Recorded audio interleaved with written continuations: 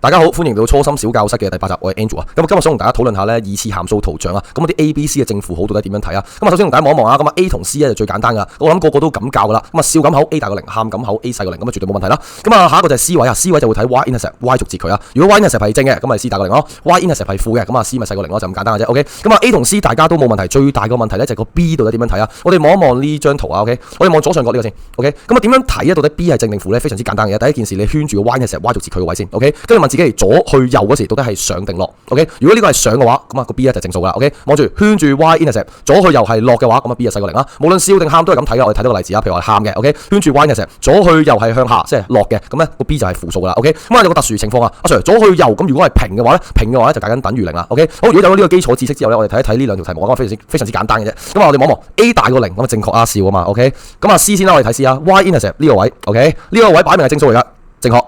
而家問題個 B 點睇嗱？捉住 Y-intercept左去右係咪向下？左去右啊 ，OK， 向下嘅話應該叫細過0，你話大過0講大話，答案 C。OK， 好，我哋睇一條啊。好，我哋望 A 位先 ，A 位係細過0，正確啊，喊咁口。